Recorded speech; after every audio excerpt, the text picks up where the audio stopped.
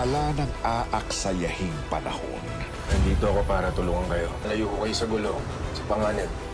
Mag-isa naman si Maxine habang nakatambay ito nang dumating sila Kelvin at Maki, kaya napansin nilang madami siyang dalang pagkain na biniro ng kuya niya kung para sa kanila ni Kelvin yung dala niya, na agad namang tumanggi ang dalaga at sinabi niyang duty niya sa araw na yun. Umalma si Maxine dahil sa dami ng mga security na nag-iikot sa campus, kaya napatanong si Calvin kung andoon pa rin kaya nagtatago si Moises, na tinanong din ni Maki ang kapatid niya kung umaasa pa rin siyang makikita niya si Moises doon. Sabay tinanong niya kung para sa binata yung mga dala niya, at tinanong din ni Calvin na baka kinontak na siya ni Moises na sabihin na niya sa kanila para matulungan nila ang dalaga na maipuslit si Moises sa lugar na yun.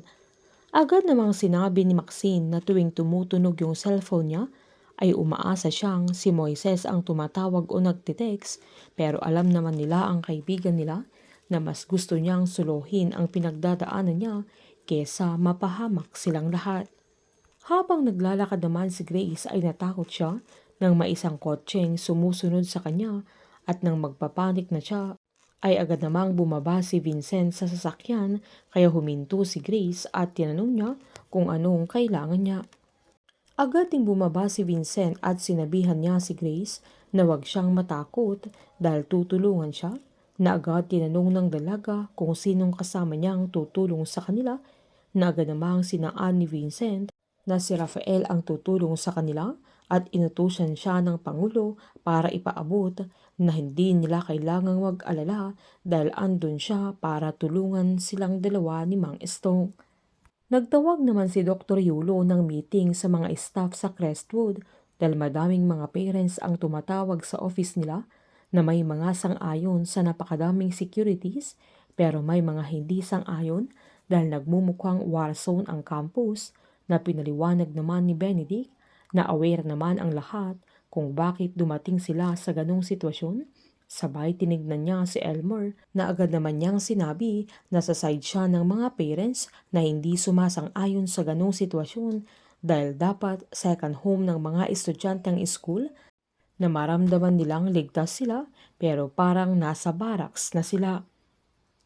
Galit namang sinumbat ni Benedict na hindi yun mangyayari kung hindi pinili ng isang pugante na gawing taguan ang campus nila. Sabay tumingin kay Elmer na agad namang sinabi ni Mr. Costudio na priority nila ang kaligtasan ng mga estudyante nila at walang patutunguhan kung magtatalo sila, at no choice sila kundi ang makikooperate sa mga pulis. Sabay sinaad niyang meeting adjourn, pero pinaiwan nila si Elmer. Sabay inabot niya yung notice at pagbuklat niya ay termination letter ang inabot sa kanya. Kaya umalma ang propesor at tinanong niya kung anong ground nila, na agad namang pinaliwanag ni Mr. Costudio na hindi nila pwedeng palampasin ang koneksyon niya sa mga Malonzo. Dahil naman sa pagtulong ni Rafael kila Mang Estong at Grace ay malalaman niyang sila ang pamilya ni Christine, kaya aaminin niya kila Mang Estong na nagkarelasyon sila ni Christine at minahal niya ng todo ang dalaga.